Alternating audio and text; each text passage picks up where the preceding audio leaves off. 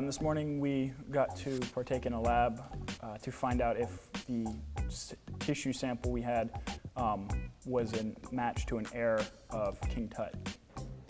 The lab tour was really interesting because it's cool to see how a lot of stuff is done by robots, but then afterwards there's a lot of human involvement too in the different parts of the lab.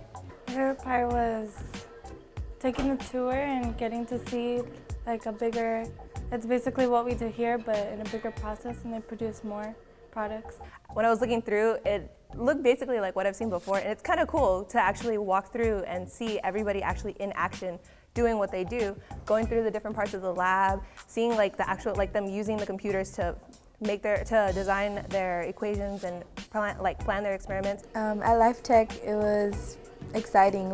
I got to see a lot of things that maybe other people my age wouldn't be able to see. Seeing the site and how big it was just amusing. And when we went on the tour, I saw a lot of stuff that looked familiar. The stuff we use here, like the pipettes and everything. There were several similarities and differences.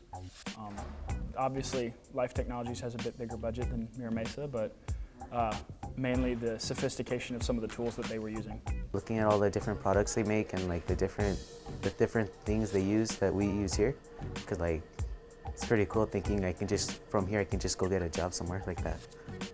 That we run gels and they run gels, even though they're a bigger facility, they still use some of the basic techniques that we do. It's more hands-on, we use pipetters, they use pipetters, they use many things that we use here. Here at LifeTech, it's a lot more, I guess the instruments and the things like the electrophoresis box is a lot more professional than what we use back home. We actually make our own gels in class, and if we don't have a gel, you can't really do the experiment.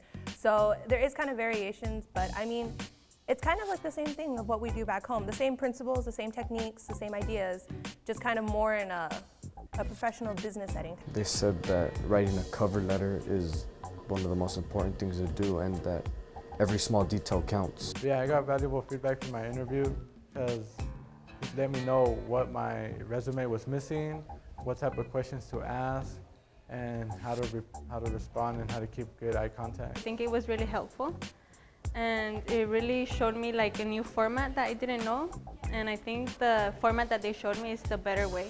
I was told to put any experience, no matter how long or how little I did it for, and put any goals or standards I set myself to on my resume. I most definitely want to pursue science in the least, biotech if I can.